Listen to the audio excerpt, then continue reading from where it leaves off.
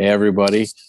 Uh, Thanks for watching. And I'm here with my pal, Gavin Van Horn, who is the author of The Way of the Coyote, which is one of my favorite books of writing on nature and humanity. And Gavin happens to be editor at the Center for Humans and Nature.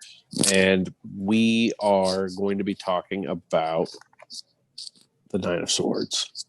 Tough card. Yeah, I was just saying to Matt before we started recording that my wife, Marcy, who has a good deal more experience with tarot than I do, said, all you need to know about that card is it's depressing.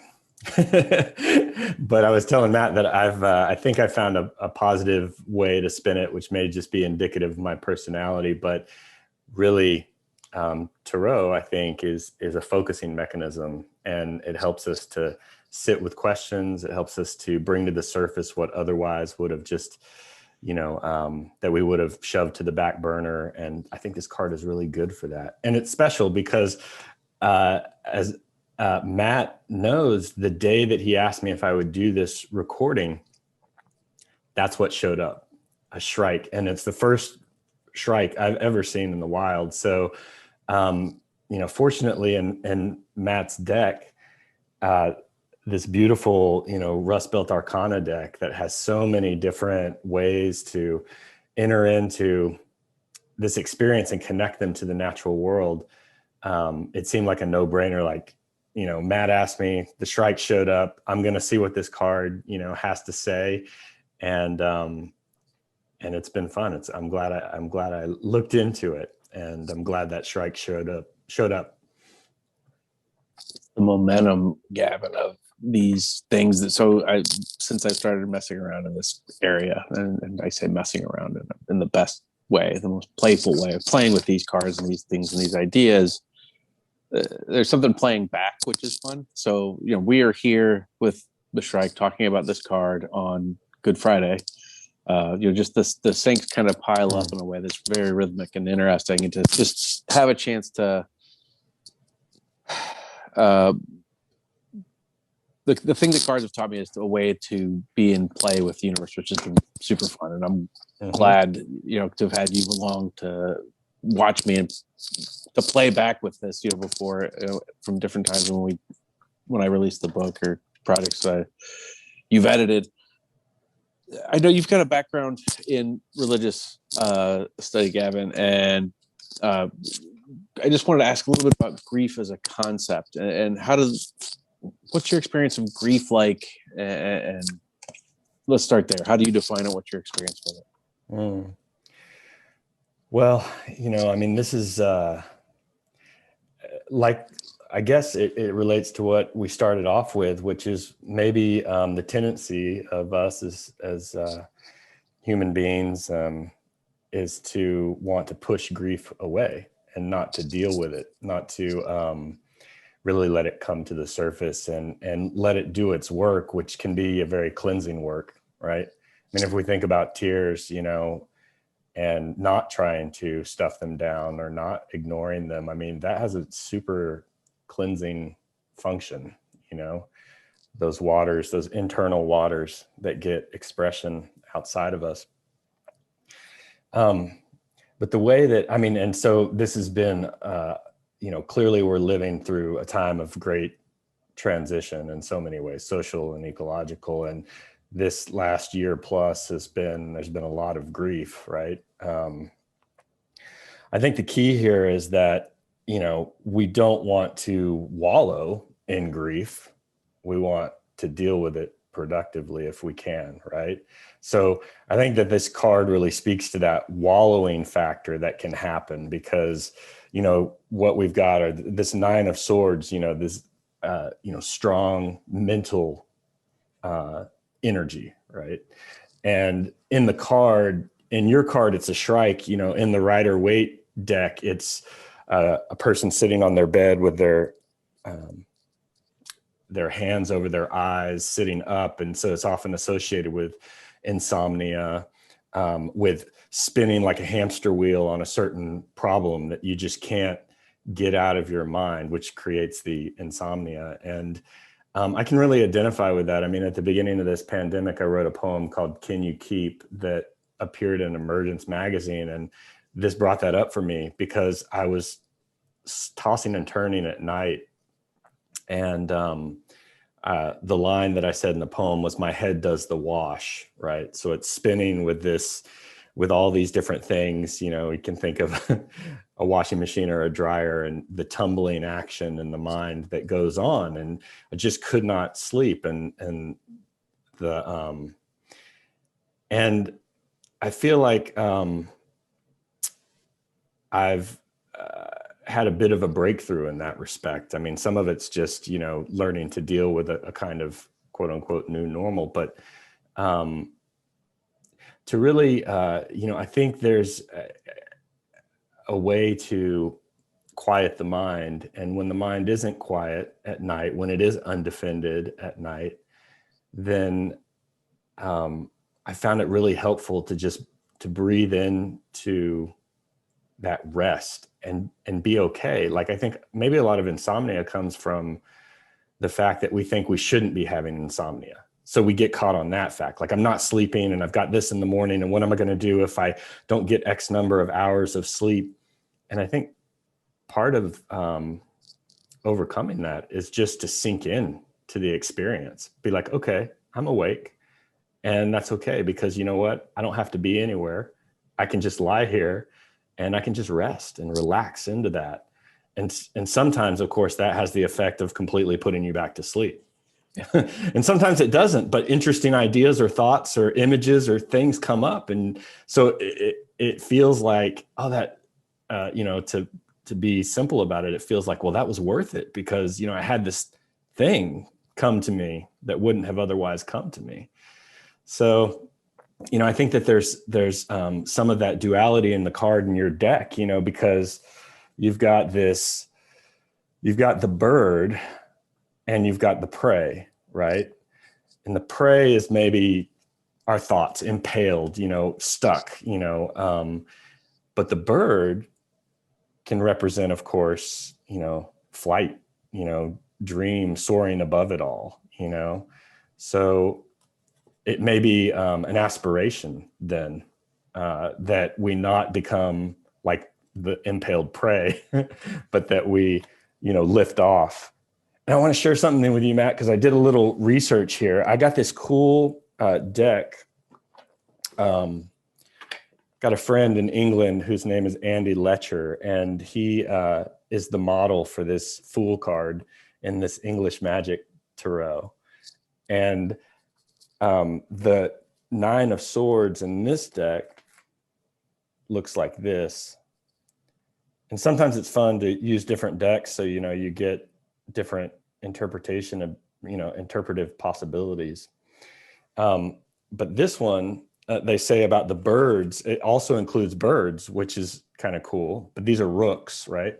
So one of the things that it says in the interpretation of this deck is that those birds may be coming in viciously to peck at him, but they also might be there to show that his worries are as insubstantial as air. So it could be this frightening dream, or it could be, the dissipation of these thoughts. It depends on how you treat those birds, So I think that's a pretty cool thing. That's amazing.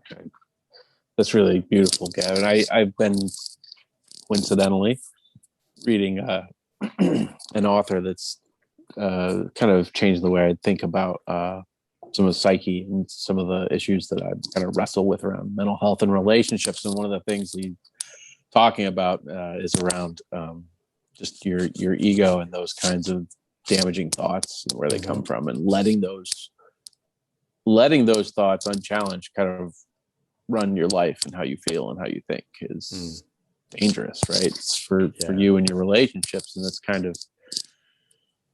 something I've been thinking about. So that's really powerful here. You describe that. I'm struggling to get my head around to how to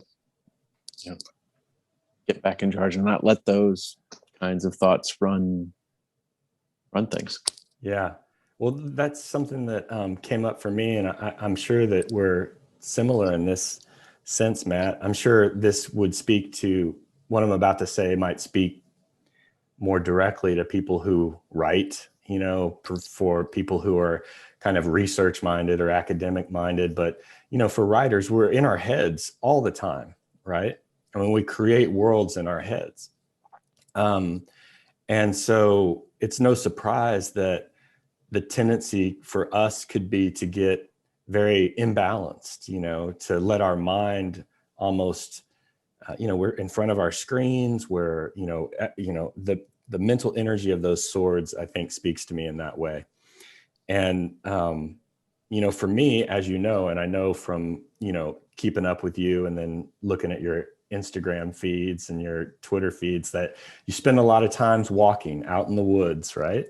And I think that that's the counterpart. We ground ourselves through our feet, and so that our head doesn't float away like a balloon. It's supposed to remain, you know, in its proper position and not too much weight given to it. So if, you know, and it just so happens that, you know, on that day that I saw the Shrike, I was just doing that very thing, which is getting out and going for a walk and seeing what shows up. Right. And, so I think that that's been really a critical thing for me, is, you know, when I think that I've got to solve my problems or I've got to solve the world's problems, I can get stuck in that monkey mind, you know, headspace, right? And walking serves as a remedy for that. It balances me out and it puts me back in touch with, you know, with Earth and my fellow Earthlings. So yeah, this card is also a reminder for me. And if I pull a card like this, it's a reminder and a prompt, you know, like, are you spending too much time in your monkey mind behind the screen? And maybe you need to go out to go in, you know? Yeah. Yeah. Gavin, I want to talk for a minute about this bird and what you saw. So just for folks who don't know this is the shrike, is they call it the butcher bird, and they have a tendency to impale their prey, which can be large insects to mammals. I mean, these are small, these are passerines. They're, you know, they act like a raptor, but they're more like a robin or a sparrow that's a predator. And because they don't have hands and claws, you know, that's one of the reasons that they find things like mesquite or locust is another one, especially up where you're at and where I was from. Locust thorns are where they would put prey to disembowel it or to eat it, because that's where they had to. It's like an extra set of hands. And then there's also all those ideas that maybe there's some display aspect to it, territorial kind of display reasoning behind it. I've heard different things around the you know, the why, or some of it's storage. It's a storage area for, you know, when they, you know, like a there's stuff locker around. Yes, exactly. There's all kinds of grim stuff. I'm just curious. Do you know anything about these birds, and would tell us a little bit about what your experience was like seeing one? Well, I mean, I know what you just described so well, right? So without repeating that, you know, I mean, I guess it's kind of amazing reminder to me of all the different ways of being a bird, right? So many ways, and this very particular, very interesting way of you know, of keeping one's prey. It's so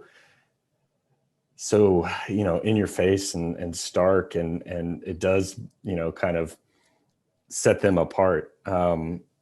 So they also have this fantastic little hook to their beak, you know. And when I saw that shrike, it was also kind of a reminder that, you know, the more you're out and the more you're noticing, you know, and this is a cliche maybe, but, you know, the more that you see, the more subtleties you see. So I saw this bird flying, you know, in a particular pattern, and I thought, that's not something I've seen before. And then it, you know, here she perched in the tree, and I thought that shape could be, you know, a sparrow, but doesn't look like it. And just these subtle cues, you know, caused me to, get out my camera and make sure. And I didn't actually know until I got home, because the bird was just a little too far away for me to clearly see. But I thought, is that a shrike? And, sure enough, it was. So, anytime something new to you shows up, it's good to kind of pay attention, and always feels a little bit like a gift, and a reason to pay further attention. No, yeah, you're dead on. It's a reason to pay attention, I think, and a gift. That sounds great. I also wanted to comment. I just loved it. The way that just like it moved in a slightly different way, like the shape of its bounce through the sky was just different enough, or something about the way it held itself was just different enough to like stand out to you, even though there's no way, naked eye you would see, what that was, but there was enough of a difference. There was like, that's different. That's someone else. Yeah. That's cool. Yeah. Awesome. Well, thanks, Gavin. This has been great. Thank you. Yeah, absolutely. I love that you're doing this, and I love that you're exploring these different meanings, and diving into it with people. It's a lot of fun. And you did the major arcana, in the book, but there's all these other layers that you get to explore now. So it's really cool. I'm really glad you put it together, and that you're on this your own journey, but you're also bringing others along with you.